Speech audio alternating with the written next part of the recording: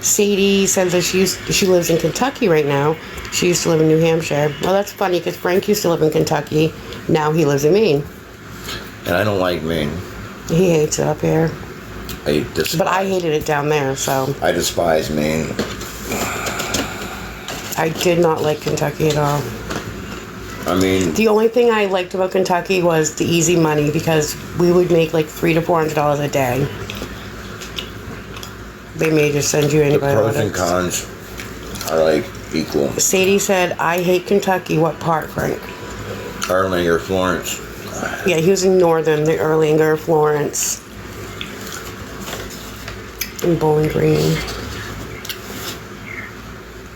Yeah, I'm going to actually, because I can text them now, even though they're not open, and they'll send me a message back with a appointment. She's in Louisville. Oh, she's in the Ville. She's in the Ville. I called it Louisville. Everybody says it different. Louisville, Louisville, Louisville, Louisville. Everybody says it different. Yeah, I just didn't like it. It's a major culture shock for me. Like, it's very different. It's called, I can't remember what the fireworks they set up. I think it's that radio station. Not WBN. That's in Cincinnati. I think it's like Thunder Over the Ville or something. I can't remember. Annie just asked, is he familiar with Fort Knox area? That's in like central Kentucky, I believe. No, I'm not. Nope. Nope.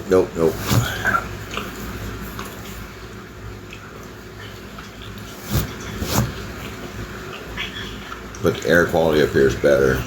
Oh, yeah. My favorite part of Maine is the seasons, their actual seasons. What are we watching now? I don't know. Here, I'll watch something else. Luva. She goes, Luva is how I pronounce it. I remember now. It's called Thunder Over Louisville. That's the fireworks down there.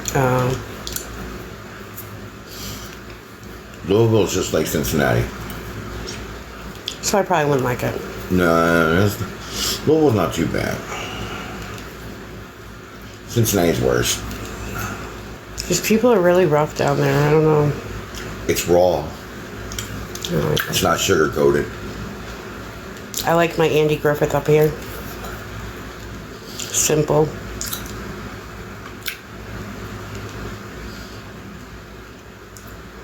My sister lives at the base in Fort Knox. That's where they keep all the gold.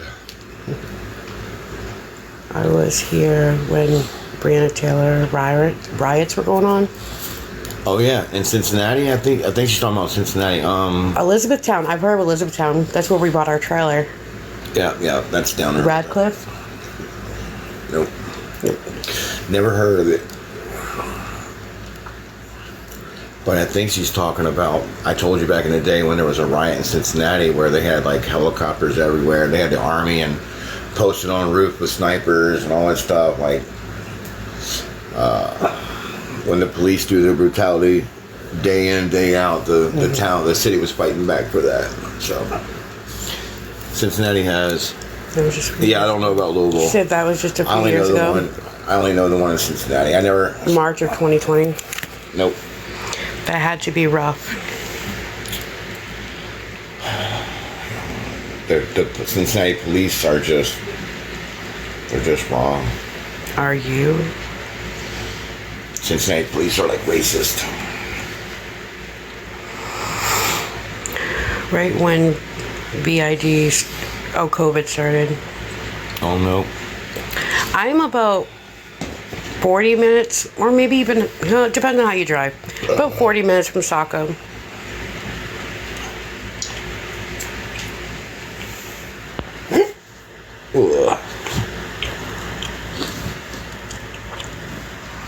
You're chewing, they can hear you. How did you guys meet here from? Okay. Well, here's a story time for you.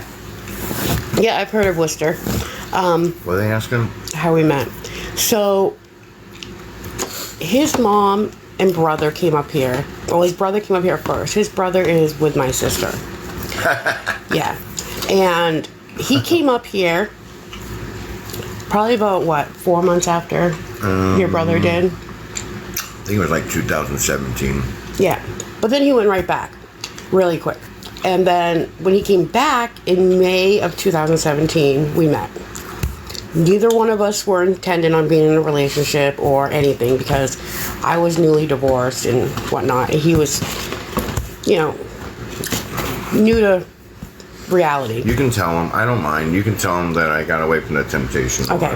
You can. So he was. I'm okay with it. He was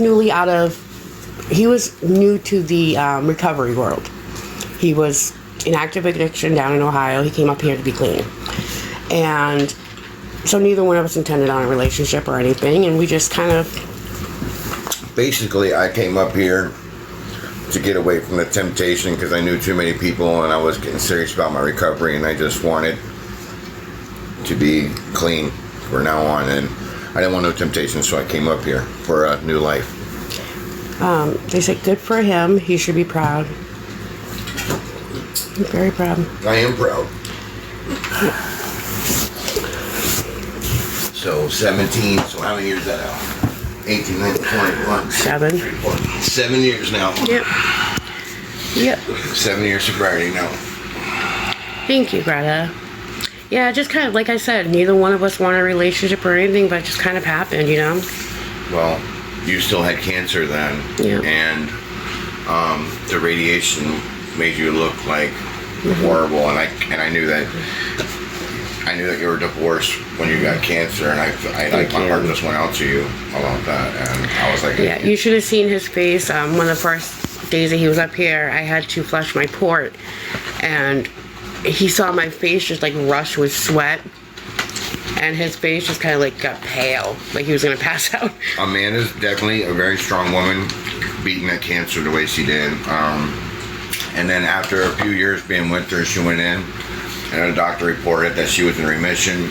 And now it's been 5 years since that, and we thought it was going to come back, but thank God it hasn't came back yet. And I thank God every day for that. Yep. And there was people in the chat before saying bone cancer can't be cured. It absolutely can.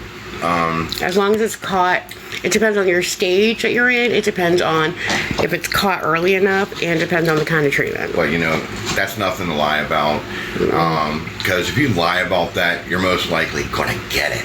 Of all the lies not to tell, I wouldn't say that I had cancer when I didn't have cancer. That'd just be wrong.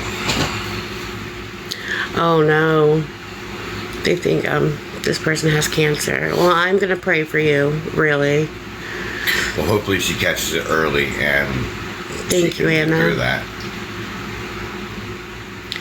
Yeah, I'm not going to say it's been all rainbows and butterflies. We have, everything has, but we've gotten through it. That's all that matters.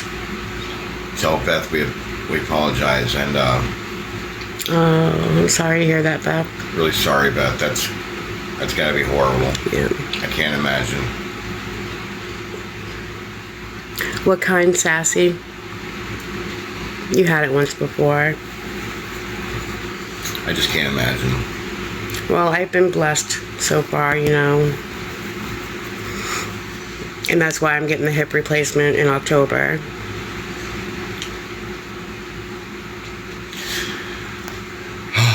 Beth, my heart's Non-Hodgkin's. My heart's going out to Beth right now. I know exactly what she's saying right now. Yeah, Beth, my dad didn't pass away from cancer, but he had a back surgery up Maine, and this is back when technology wasn't as good as it was, and he had a blood transfusion. It wasn't good blood, and it slowly took every organ out, and I had to slowly watch him pass away. Excuse me. Talk about your dad. Tell him his name. Make sure you do physical therapy, even if it hurts you. Oh yeah, I'm gonna do everything the way the doctor tells me to do it, because it sounds weird, but I'm kind of looking forward to it because it's gonna give me a whole new quality of life. Ask chat. I got a question for the chat. Ask them that if you do have cancer and they open you up to do some kind of surgery in the area you have cancer, can the oxygen make the cancer spread quickly? Is that a fact or Yeah, have any of you heard that? Yeah, my dad passed away in... Oh, yep. Yes. Everyone's saying yes. Now, see, I'm glad Chad's answering that, because that's what I'm worried about. Because if they're going to do surgery and a hip replacement on your hip, and you got the tiniest bit of cancer in your hip, boom. That's what I'm scared of. That's what I'm scared of. Yeah, my dad passed away in February of 2000. Because I can't imagine living life without you. I don't know what I would do. Exactly. Exactly, Beth. Exactly. And that's why I'm trying to encourage her. Like, I want her to get a hip replacement and feel better, but if there's any chance that can happen, you gotta think about that. When the air hits it. Exactly, when the air hits it. And how many doctors are going to tell you that before they open you up? How many